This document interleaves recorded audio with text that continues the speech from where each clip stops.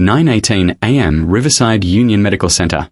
Trauma nurse Eva Weston stands in the director's office still wearing gloves stained with a Delta Force general's blood. "You're done here," the director says sharply. "No authorization, no protocol. You crossed the line." Eva doesn't argue. She just says quietly, "He wasn't crashing. He was poisoned and none of you saw it." "Turn in your badge," he snaps before I call security. Eva walks into the hallway. Colleagues look away.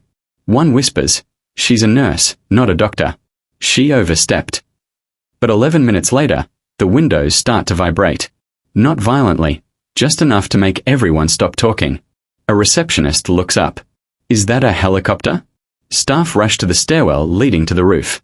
A Navy helicopter drops onto the landing pad, dust whipping across the concrete. Before the rotors even slow, uniformed personnel spill out, scanning every face. One of them shouts, "We need Eva Weston." The entire hospital freezes. The director turns pale because only now do they realize, "Nate, they didn't fire a nurse. They fired the only combat medic in the building." Before we begin, take 1 second to comment, "I'm watching," and hit subscribe. It tells the algorithm you want more stories about the heroes nobody sees coming. The trauma bay doors slammed open just after 9 a.m. and the entire ER seemed to shift. Texts rushed forward. Nurses scrambled to clear a path. And the paramedics pushing the stretcher looked like men who'd been holding their breath for miles. The man on the bed wasn't just any patient. He was wearing a dark blue blazer with medals, a service pin glinting near the collar, and a look on his face that said he'd stared death down before. But this time, death was winning.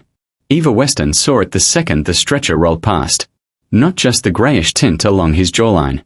Not just the cold sweat on his brow, but the way his fingers were curled unnaturally tight, like the nerves didn't trust the muscles anymore.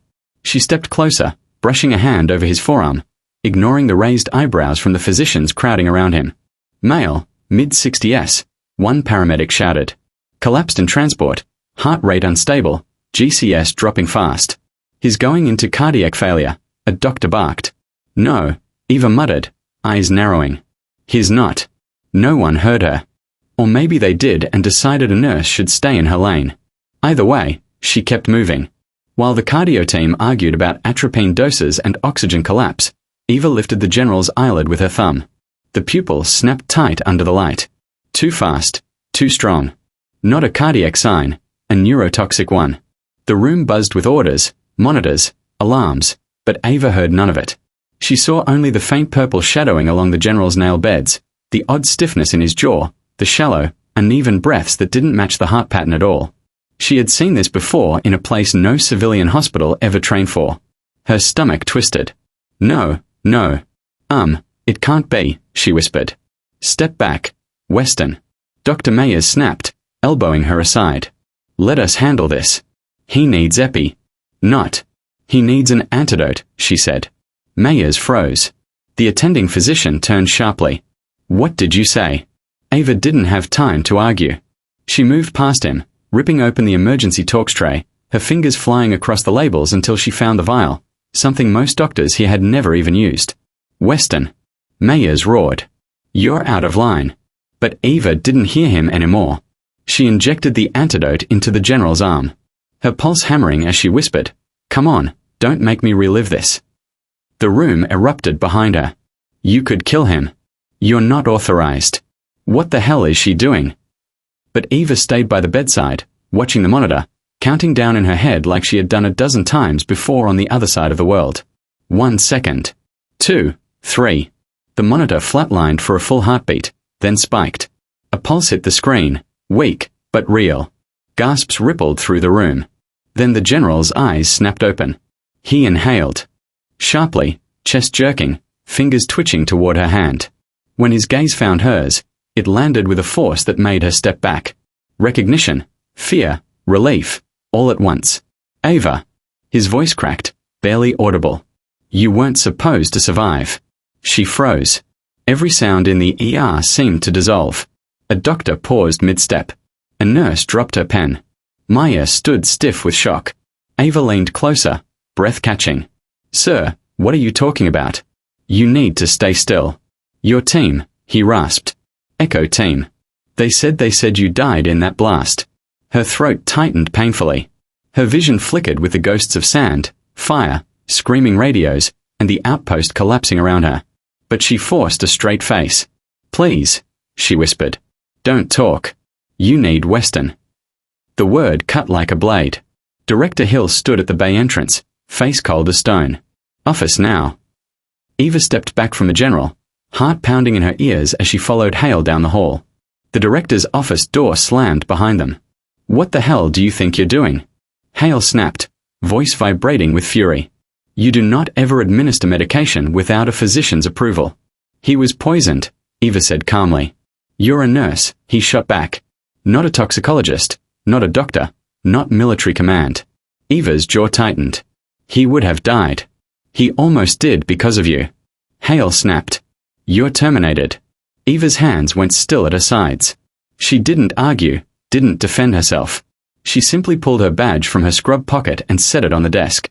"He wasn't crashing," she said quietly. "He was hit with a neurotoxin. The same signature compound that killed." Her voice faltered. She swallowed hard. "That killed people I knew." "Get out," Hale said before I call security. Eva left without another word. In the hallway, heads turned. Conversations abruptly stopped. A few nurses glanced down at their clipboards. One doctor muttered. She's always thought she was more than a nurse. But as Eva walked toward the exit, her hands trembled. Not from the firing, but from the chilling realization forming in her mind. That toxin, that exact neurotoxin. Only one group had ever used it. Her team. Echo Team. The team she lost in the outpost explosion. The team she was told never existed. She reached the revolving doors at the front of the hospital and stopped. The ground shook under her feet. A light vibration at first, like machinery, then a deeper tremor that rattled the windows. Shouts echoed from the lobby. "Is that a helicopter on the roof? Why would, oh my God, those are Navy markings." Eva didn't move. Couldn't move. Her heartbeat slammed in her chest as the tremors intensified. The entire hospital vibrating under the force of rotor blades whipping the air above. People rushed past her toward the stairwell leading to the roof. Security guards ran. Residents scrambled. Doctors pushed forward with confusion on their faces. Eva stood in the doorway, breath held tight as a paramedic shouted from the hallway, "They're asking for someone." He squinted at a clipboard. Someone named Ava Weston. Her blood turned cold. Footsteps thundered across the ceiling.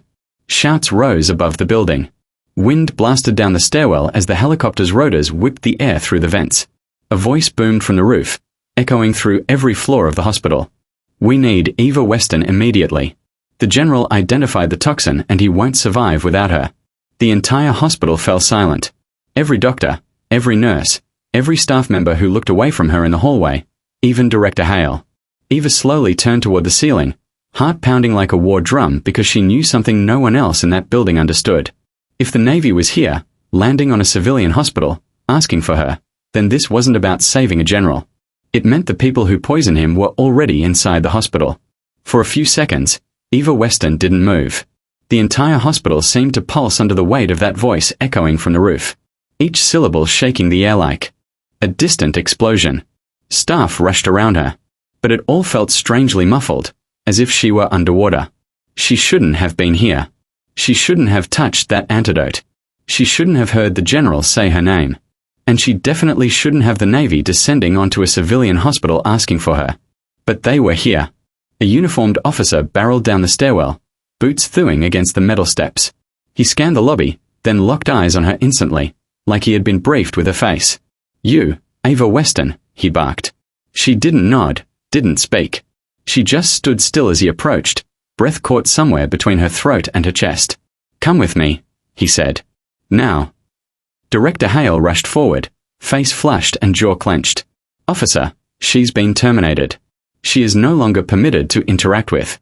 The officer stepped closer, chest rising with irritation. "With respect, sir, I'm not here to ask." The general woke up asking for her by name. "We have orders to bring her to him. You can't just override hospital protocol." Hale snapped. The officer turned cold. When a decorated Delta Force general gives a direct request, protocol is not your concern. His survival is. A hush settled over the lobby. Hale's face drained of color, and without another word, he stepped aside. Ava followed the officer, her pulse therming in her ears as they climbed the stairwell to the roof. Each step felt heavier than the last, memories clawing at the edges of her mind. Sand, gunfire, smoke, the blast that tore Echo Team apart. She had buried all of that years ago, buried herself with it.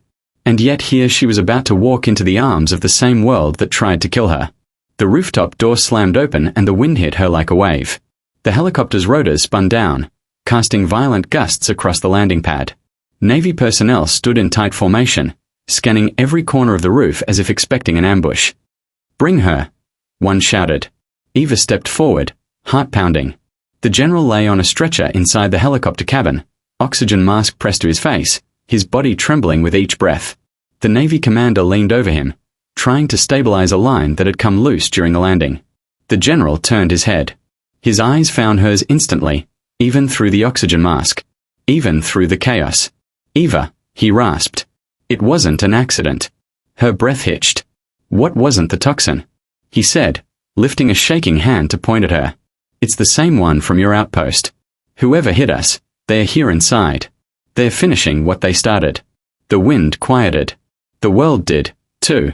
The officer beside her leaned in. "The general told us, you recognize the compound. You're the only medic who's treated this type of poisoning." "Alive," she repeated softly. "Alive. When she wasn't supposed to be." Her squad hadn't been the only target. She understood that now. The blast wasn't just a mission gone wrong. It was a cleanup, an eraser, and she was a loose end. The commander stepped between them. "We need you inside. There's been another collapse in the ICU. Same symptoms. We suspect the poisoner is still active." Eva fought the urge to step back. "I'm fired," she whispered. "I shouldn't even be here." The commander's jaw tightened.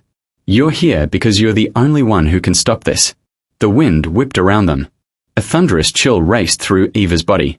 But then the general reached out again, hand trembling, and caught her wrist. "Eva," he breathed. "Don't let them die the way your team did." Her throat burned. She swallowed hard, nodding slowly, the weight of her past tightening like a vice around her ribs. When she turned to the commander, her voice was steady. "Take me to the ICU." The elevator ride down was silent except for the distant thrum of alarms.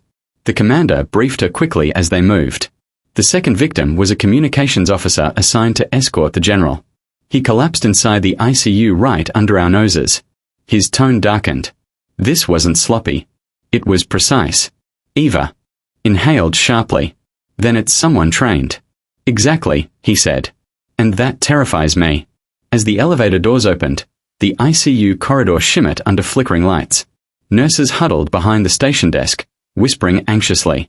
Two guards stood outside room 14, their hands hovering near their holsters. "He's inside," one guard said, still unresponsive. Eva pushed into the room and her breath caught. The comms officer lay pale and limp, the same purplish tint creeping up his throat. Cold sweat rolled down his temples. His lips had already taken on that faint cyanotic hue that made her stomach twist. She approached the bedside, fingers trembling as she examined the four-line. The bag looked normal. Too normal. "What's wrong?" the commander asked. "Who hung this for?" she whispered. A nurse behind her stuttered. "I think it was Rachel from night shift." "Rachel doesn't work days," Eva said. Everyone froze. Her gaze slid to the floor. A single drop of clear fluid clung to the tile under the four-pole, reflecting the overhead light with an oily sheen only visible if you knew to look for it. Eva's voice dropped to a whisper. The poisoner used the ICU. The room snapped into motion.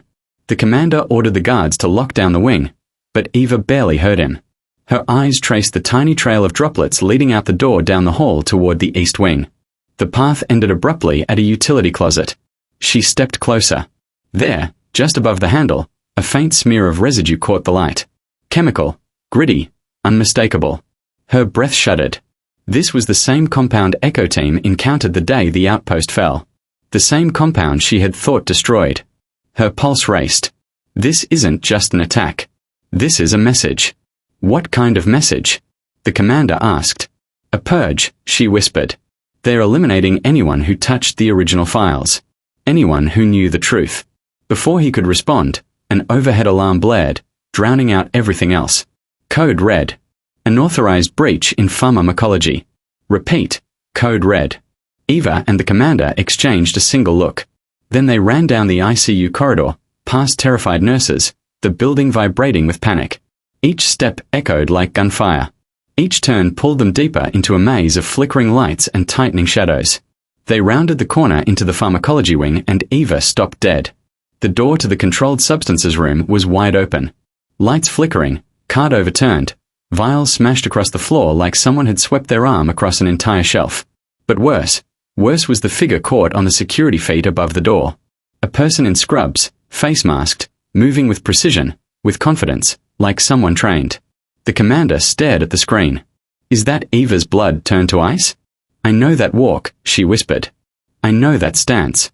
Her heart thundered in her ears. It can't be. The masked figure turned their head just enough for the camera to catch the angle of their jaw. The way they held the tray, the way their foot pivoted before stepping out of frame. Eva's knees nearly buckled because she'd seen that exact movement every day for years on someone she buried.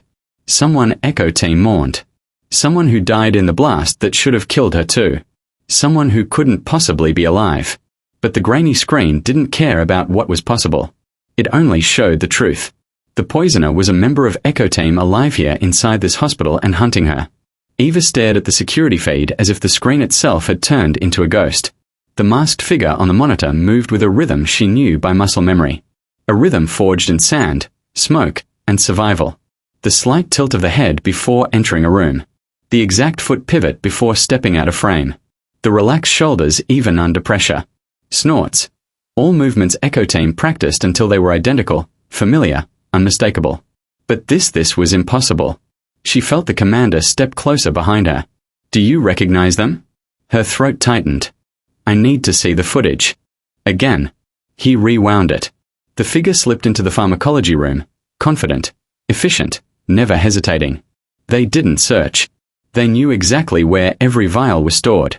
They moved like someone who had studied this hospital, someone who'd been inside before, someone with access, someone trained. The commander's voice softened. Eva, if you know who this is. She didn't let him finish. They died. They all died. I watched. Her voice cracked. Memories forcing their way back like shrapnel. Sand whipping in the wind. A radio screaming. A blast that tore the outpost apart. Bodies thrown like ragdolls. Her own breath knocked out of her as she was buried under the debris. For years, she had believed she was the only one who crawled out alive.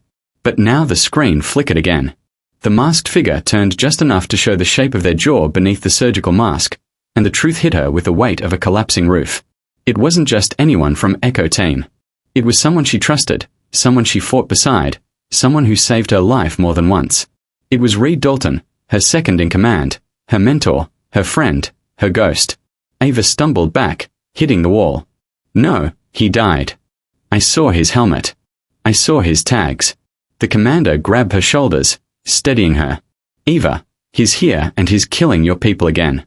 A sudden voice cracked over the overhead speaker. All units, report to pediatrics. Suspected intruder seen heading toward East Wing. Eva's eyes widened. Pediatrics? Why would he? But she didn't finish the question. She already knew. Reed wasn't just poisoning soldiers. He was moving through the hospital to get to her, and he didn't care who got in his way. She took off down the hallway before the commander could stop her. Boots thundered behind her as he and 2 Navy guards sprinted to keep up. The lights clicked overhead in sporadic bursts as if the building itself was nervous. They turned a corner into pediatrics where nurses huddled behind the station desk, whispering frantically. He went that way, one cried, pointing toward the isolation rooms. Mask on? Eva asked. The nurse nodded shakily. Eva swallowed hard. Reed always wore a mask on ops, not for anonymity, but because he liked controlling the oxygen flow in closed environments. He once told her, air is a battlefield. People forget that. She never forgot it. They approached the first isolation room slowly. No signs of entry. Then the second, empty, then the third. Eva stopped dead. The door was cracked open. Just a sliver, enough for someone to slip inside. The commander signaled his guards, but Eva shook her head sharply. He'll expect a tactical breach. You think you should go alone, he whispered. It's Reed, she said. If he sees uniforms, he'll run. If he sees me, she forced a breath. He'll stay. The commander reluctantly nodded. Eva pushed the door open and stepped into the isolation room. It was dark, the blinds drawn. A faint hum from the air purifier filled the silence. A small crib stood in the corner. Empty, thank God. But the room wasn't empty. A shadow shifted behind the curtain. Eva's pulse pounded. "Reed," she whispered. "I know it's you." Silence, then a single step, slow, deliberate. The curtain slid aside, and there he was, masked, gloved, surgical scrubs hanging loosely on his frame. But the eyes, those sharp grey eyes, those hadn't changed since the outpost. He had always looked at her like he could see through her, like he expected her to understand things no one else could. And now he looked at her like prey. "Ava," he said softly through the mask, voice breaking through the room like a thin crack in glass. Her entire body went cold. "You're alive," he tilted his head. "And you weren't supposed to be." Her knees threatened to give out. "Why, Reed?" she whispered. "Why kill the general? Why come here?" "You know why," he said calmly. "You saw the files they tried to burn. You saw what Echo Team discovered. And they erased us to keep it quiet. But you survived," she whispered. He stepped closer. "I survived because I chose the winning side." She felt the world tilt again. "You helped them," she breathed. "You betrayed us." He didn't flinch. "They offered me a way out." His eyes hardened. "You were supposed to die in that blast." Her hand darted toward the door, but Reed raised a vial between his fingers. A clear liquid, colorless, odorless. The same toxin, the same terror that stole her team. "You take one more step," Reed said softly, "and I flood this entire wing. Children, Eva, nurses, anyone in range? You know what this stuff does?" The commander's voice came through her earpiece. "Eva, status, do you need backup?" Eva didn't answer. Couldn't. Reed moved closer. "You should have stayed dead," he whispered. "Because now you've seen me and I can't let that happen." Her eyes pricked with tears she refused to let fall. "Reed, whatever happened to you?" He cut her off. "What happened to me? I accepted the truth. Our country experiments, our leaders lie, and operatives like us, we are disposable." His hand tightened around the vial. The vial she knew could kill dozens in seconds. Her whole body trembled with adrenaline. "Reed, you don't have to do this." "Oh," he said softly. "But I do." A faint sound broke the tension. A whisper of movement. The commander and his guards weren't waiting anymore. They were entering the hallway. Quiet, slow, but not quiet enough. Reed's head snapped toward the door. His grip tightened, and in one swift motion, he hurled the vial toward the floor. Ava screamed, "No!" But Reed was faster. Her hand shot out. Fingers grazed the vial midair. Glass shifted direction, hit the wall, shattered. A cloud of toxin burst outward. Eva grabbed the edge of the curtain and threw it over the spill just in time, sealing the vapor beneath fabric. The air purifier roared, sucking fumes toward its filter. Reed didn't stay to see the outcome. He jumped through the adjoining door, evacuation exit, and vanished into the stairwell. The commander rushed in seconds later. "Eva, are you?" She didn't let him finish. "He's heading for the lower levels," she gasped. "He's going to release the toxin into the ventilation system." The commander froze. "That would kill half the hospital," he whispered. Eva grabbed his arm, eyes burning with fear and fury. "No," she said. "That will kill everyone." She pushed past him toward the stairwell. The chase wasn't optional now. Reed wasn't just a ghost. He was the executioner, and the entire hospital was seconds away from becoming a graveyard. Eva bolted down the stairwell. Boots slamming against metal steps as alarms wailed through the hospital like distant screams. Each floor blurred past fourth, third, second, her breath sharp and controlled. Muscles burning with adrenaline she hadn't felt since the desert. The commander and his guards thundered behind her, but she didn't slow. She couldn't. If Reed reached the lower levels, he could access the central ventilation shut off. A single vial of that toxin pumped through the ducts would drop patients, nurses, doctors, everyone within minutes. "Red," she shouted into the echoing stairwell. "Don't do this." Her voice bounced off concrete, hollow and unanswered. When she burst into the basement corridor, the air changed instantly. Colder, thicker, humming with the low vibration of industrial systems. Fluorescent lights flickered in long rows above her, painting the hallway in sharp white and deep shadow. Then she saw him. At the far end of the corridor, Reed Dalton stood in front of a steel service door marked Restricted Access Ventilation Control. One hand hovered over the keypad. The other held a canister, larger than the vials he'd been using. Industrial grade. Enough toxin to poison the entire building in under 90 seconds. He didn't turn around when she called his name again. Reed, you don't have to do this. His shoulders lifted in a slow laugh. Quiet, bitter, broken. You keep saying that like any